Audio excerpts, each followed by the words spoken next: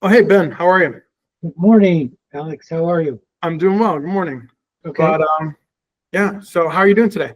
I can't complain, you know, just trying to keep everything in motion.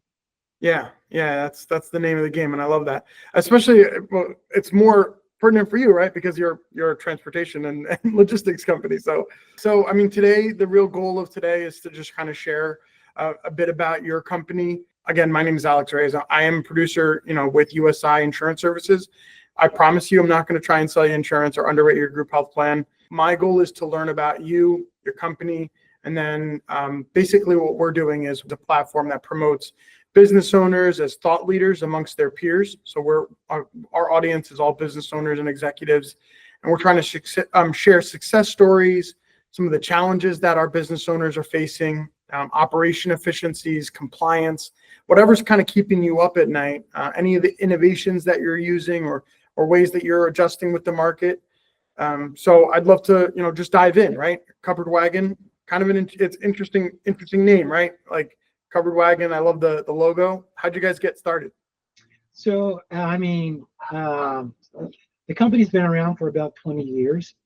And, I guess prior, I had spent my career in IT, about 20, close to 25 years. And then I decided I wanted to do something different. Hmm.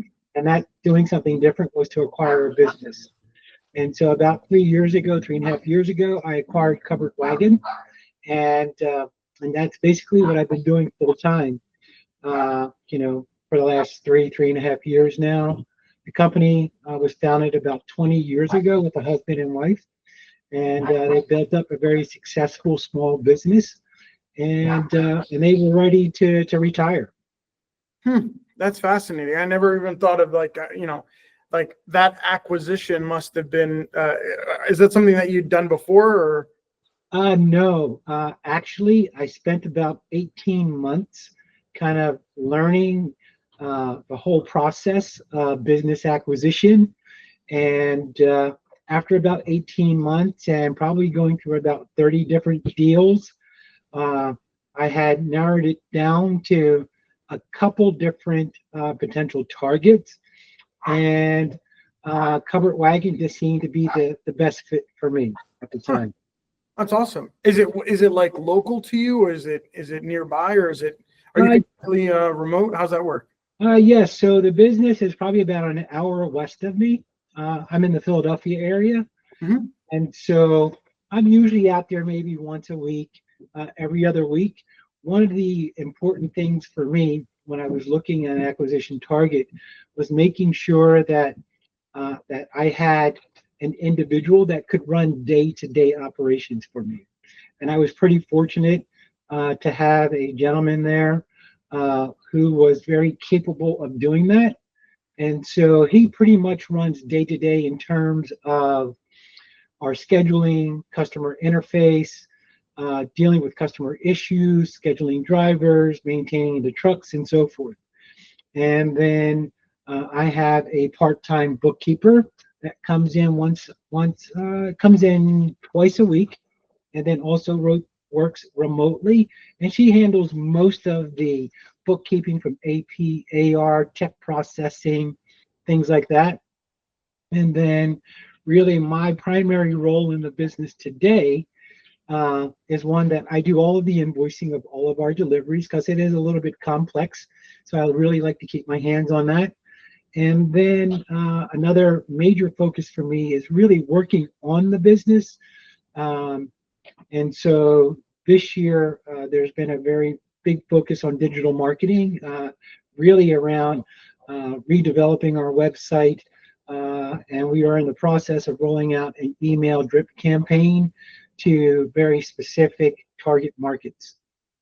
Nice. Now, I can tell. Like, I don't know if you're rolling out another one, but your website it caught my eye right away. I was like, oh, this is very interesting looking. So what is a target market for you? What's your growth plan? How are you approaching that project? Yeah, so really we have two customers in our primary business. So just so you understand that we are in a very niche market Hmm. and we are all about delivery and transportation of high-end cabinetry. Hmm. We pick up, we store in warehouse, and then we do the final mile delivery of those cabinets, and that's all we do. So our primary customer are cabinet manufacturers, right? And then we have a secondary customer, which are kitchen dealers, architects, interior designers, that when they are specifically ordering kitchens or cabinets from one of our cabinet manufacturers, they will request for us to do the delivery.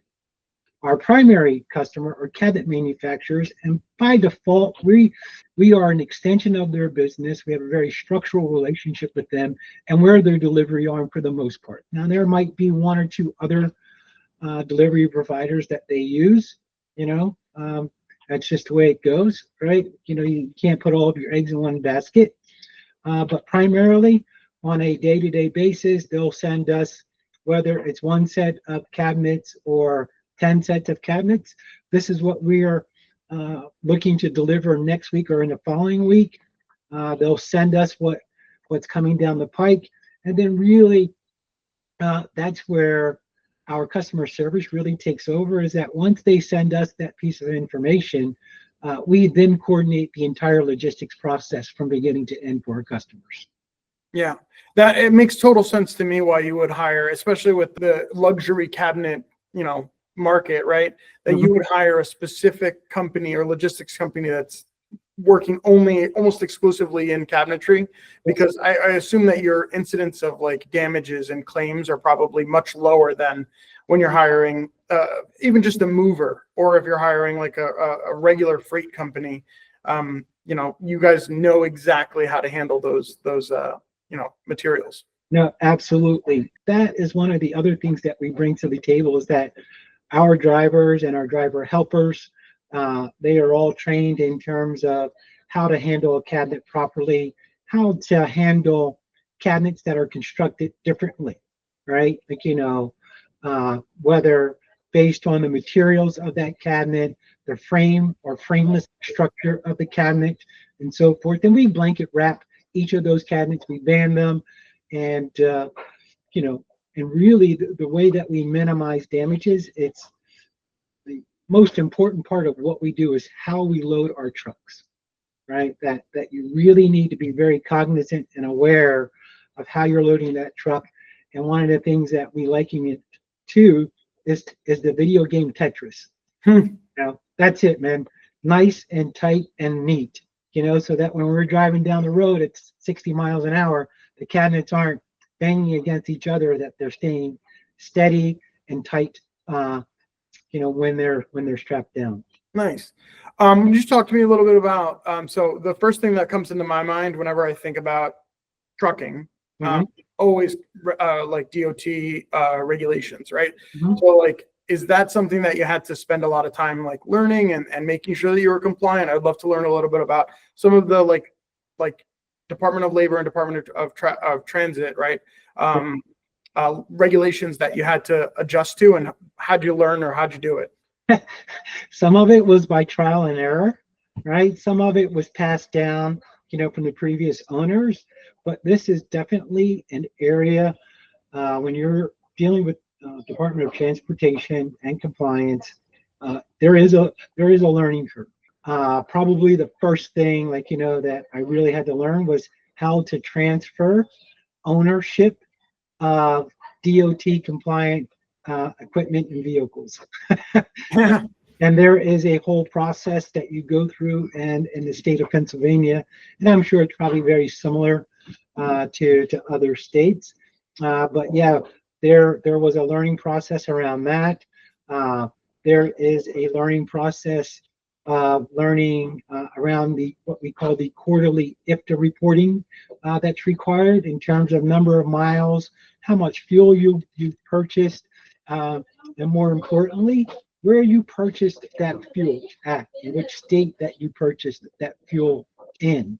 Right? But there is tax requirements and sales reporting that are associated with that on a quarterly basis, that we need to file compliance reports and so forth. And then also there are regulations around our drivers, right? That our drivers are CDL, Class A or Class B drivers. So there is medical drug testing, yearly basis, pulling of motor vehicle records on a yearly basis to make sure that there are no major issues with our drivers. And then there's also dealing with our insurance liability compliance, which really they are our hiring partner when we're looking at bringing new drivers on board. How's that?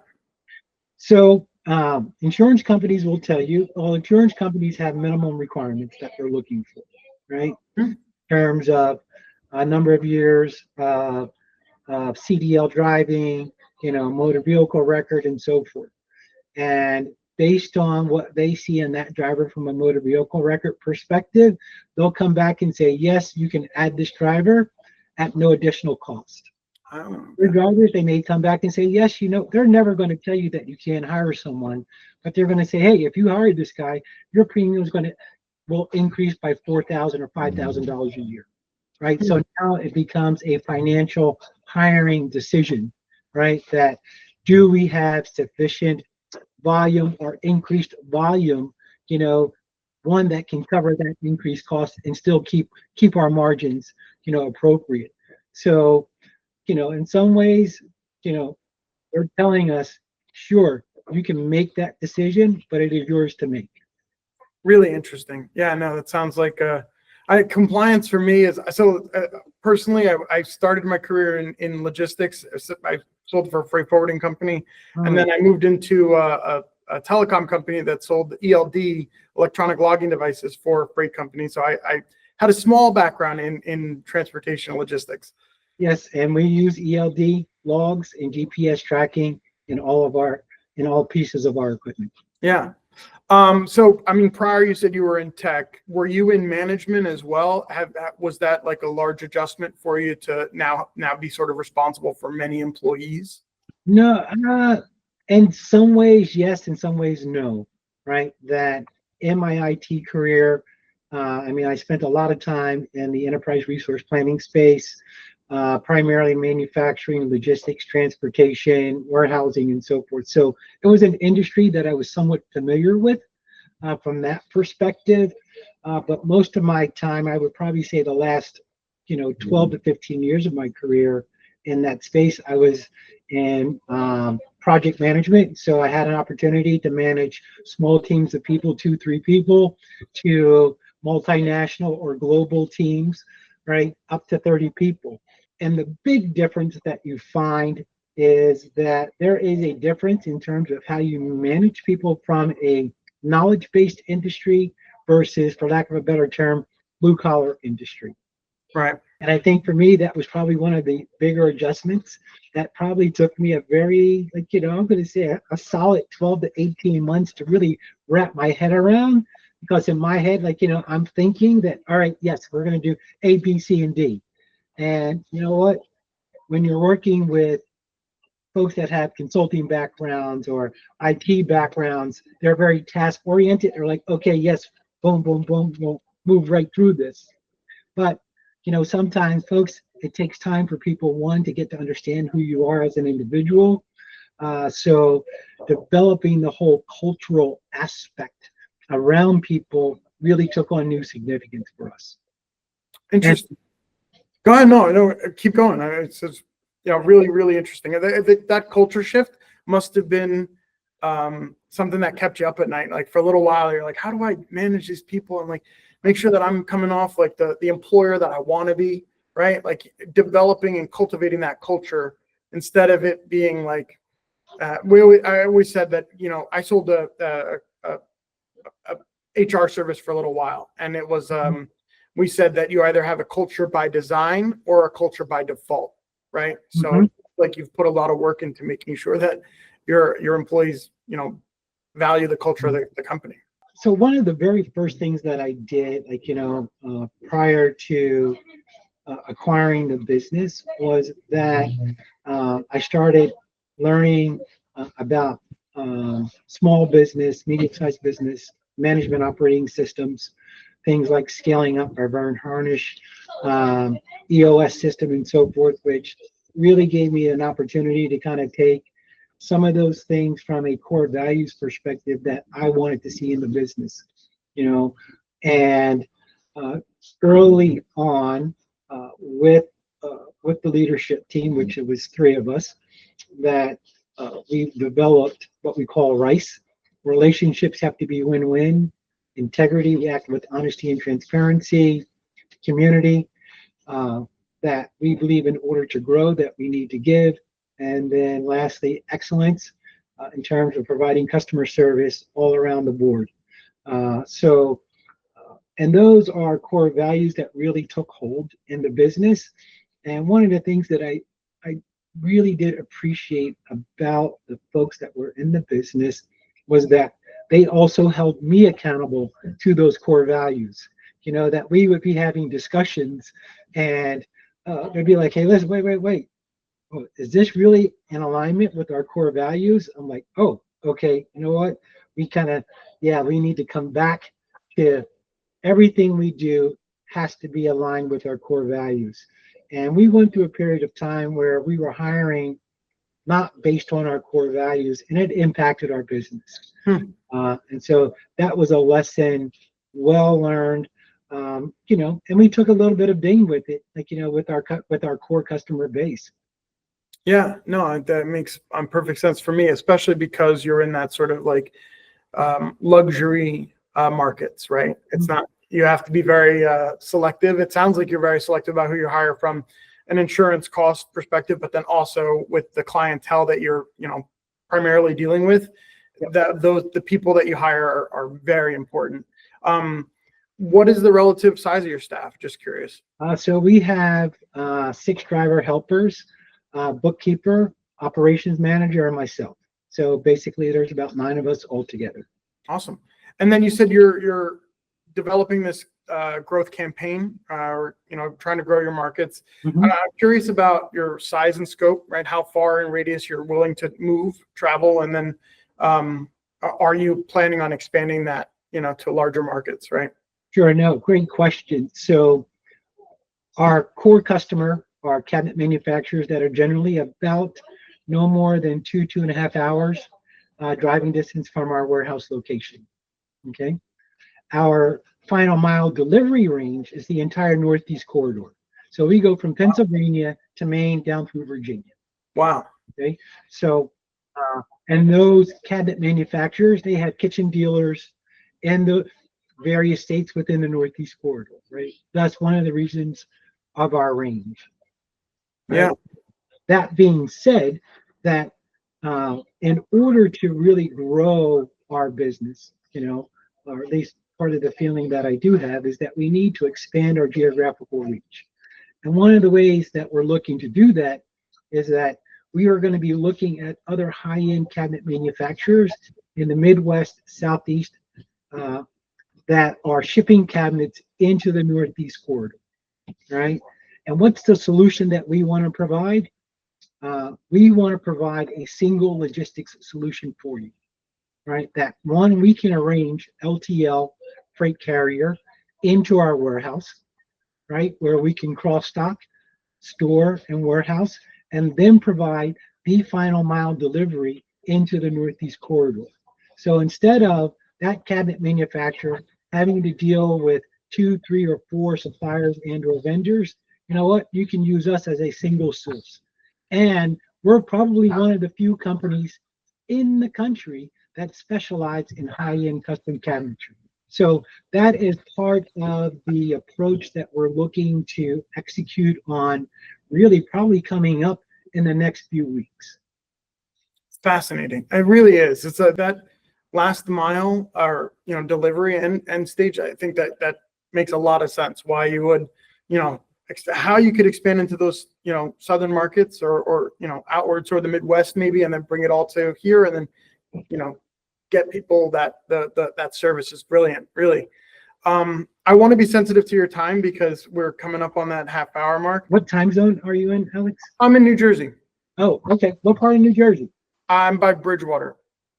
I work out of Florham Park, which is near Morristown, but I live in the Bridgewater area. Oh, okay. All right. So you're in North Jersey. Yeah, Central. If you think it exists, right? They say there's a big myth about Central Jersey that it doesn't actually exist. Right. It's always North and South Jersey. Right. Yeah, but I'm like Central Jersey, really. All right, perfect. Okay. All right, Ben, this was really fun. All right, Ben, thank you so much for your time. All right. Thank you and have a great day.